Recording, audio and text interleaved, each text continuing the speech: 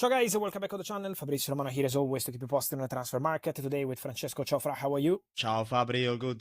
Very good, because we are ready. As always, guys, remember it's August, so it's going to be plenty of news, plenty of stories in the next hours and days. So stay tuned here on the channel, send in your questions, subscribe to the channel, because it's going to be crazy busy in the next hours and days. Now we have to start, guys, by answering some of your questions, updating you on some of the big stories, some exclusive updates for you. So we are ready to answer to absolutely everything.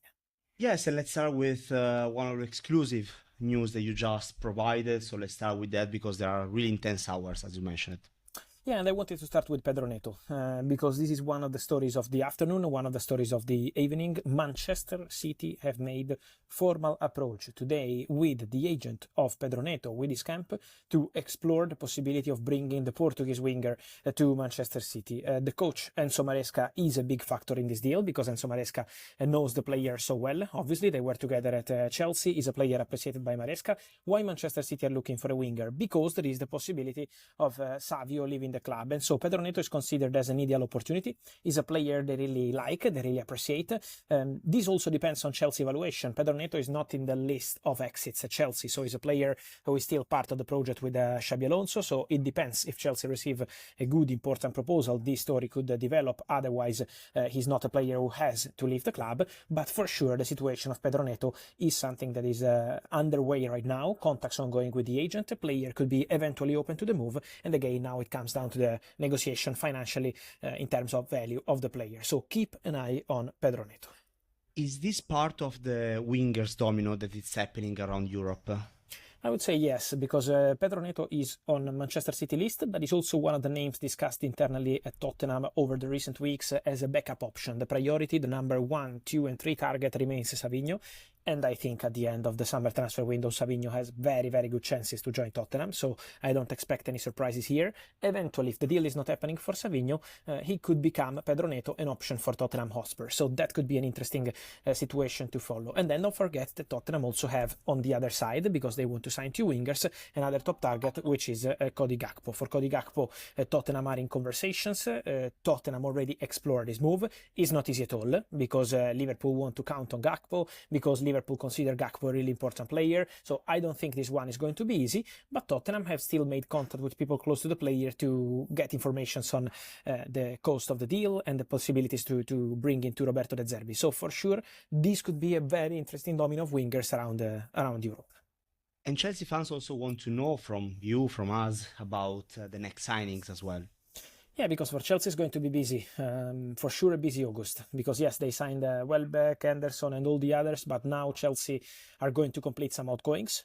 So Trevoh Chalobah is going to Como for 30 million euros plus 6 in a don't sell on clause. Badiashile is leaving. I think also Tosin Adarabioyo is leaving. For Chelsea, I would keep close eye in the next minutes, I would say, on Pep Chavarria. We broke the story at the beginning of the week on Chelsea improving their bid for Pep Chavarria. Now that bid is at around 19 million euros plus add-ons to Rayo Vallecano. The deal is very close to being completed. Agreement done with the player. Xabi Alonso wants Pep Chavarria. He's a player he knows very well and he's been following closely. So I think this deal is happening. The here we go is imminent, and Pep Chavarria will be the next one for Chelsea. So in this case, another experienced player. He's not super young, but he's still in full force and ready to make an impact for Chelsea. And so I think after Henderson and Welbeck, the next one is going to be Pep Chavarria, I would say, in the upcoming hours, if not minutes. You mentioned about Cody Gakpo and Tottenham before, but also what about Nicolas Jackson and Spurs? Yeah, many rumors on this one. I expect Tottenham to explore the possibility for a striker in the summer transfer window, because they had few ideas, including also Omar Marmoush, so some names mentioned internally. But at the moment, for Nico Jackson, despite the news over the last 24 hours about Tottenham attacking and trying to get a deal done for Nico Jackson, my understanding is that there is still nothing close or imminent about Jackson to Tottenham. It's not a priority, it's not something close, it's not something advanced at this stage. It's just one of the names discussed internally, and that's it, nothing else. On Nico Jackson, don't forget the interest from Aston Villa, because Aston Villa consider Nico Jackson as one of the priority targets they have. Then it depends on how much they can invest on the striker. Don't forget that Villa already got Garnacho on loan from Chelsea, and so they can't do another loan from Chelsea in this transfer window. So this is why for Nico Jackson they are interested, but having to buy the player on a permanent deal, this depends on the financials of the move. So this is the situation around Nico Jackson. On Jackson, let me add, don't forget the connection between Unai Emery and Jackson. They were together at Villarreal, very good relationship, very good connection, and Unai Emery would love to work again with him. So this is for sure one of the most interesting possibilities. Let's now speak about Bruno Guimaraes and Arsenal, possibly one of the most interesting stories that we need to talk about and maybe will happen in next days. Maybe next hours also this one. Okay. They're just waiting from Bruno Guimaraes' camp to get a call from Arsenal in Newcastle and to say, okay, you can travel for medical test and contract signing. Basically, this is what they're waiting for. The deal has been at the final stages for days now, just waiting for the final agreement between Arsenal and Newcastle on the payment terms, around £75 million. So this should be the transfer fee for Bruno Guimaraes to Arsenal. Again, it's really imminent. It's really close. Bruno has an agreement with Arsenal already since weeks ago. Bruno is only waiting for this call. Could be any moment, maybe tonight, maybe tomorrow, we will see. Any moment we will be ready to jump on board with a here we go, but the deal is really at the final stages and Bruno Guimaraes is fully expected to be the next big top signing for Arsenal with Mikel Arteta. I'm sure he will be very, very happy because he's a player he wanted for a long time. This summer was indicated by Arteta himself as a top target in the internal discussions, also with the director Andrea Berta, and so Bruno Guimaraes is expected to be the next bomba in midfield for Arsenal. And then Fabri, the last topic for today's video, Yan Diomande, Real Madrid. Can you provide us an update after what happened? Yeah, I hope he's no longer ill because it's been 5 days. I think I hope the boy is doing well. I don't think the boy is ill, but just we will see what's going to happen in the next hours on this one. I keep telling you, Yan Diomande will play for Real Madrid. Real Madrid will sign Yan Diomande.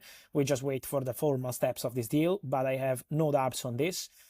Today, Real Madrid, the agents of the player, Leipzig in contact to get the green light to travel and complete the medical test and sign the contract as Real Madrid player. But trust me, it's not about being ill and it's not about public statements. It's about the reality. And the reality is that Yan Diomande is going to wear Real Madrid shirt this summer.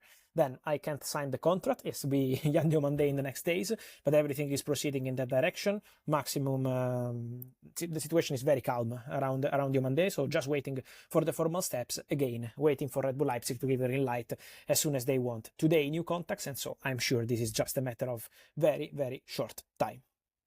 Fabri, don't know if you have other updates. Otherwise, we close it here and we will be back in the next hours again, of course, with all the latest. Yeah, I think we said it all. Then it's going to be busy in the next hours. I'm sure we will be back here on the channel to keep you updated. So get ready because it's going to be plenty of stories. Also, Tijani Reinders. Keep an eye on Tijani Reinders because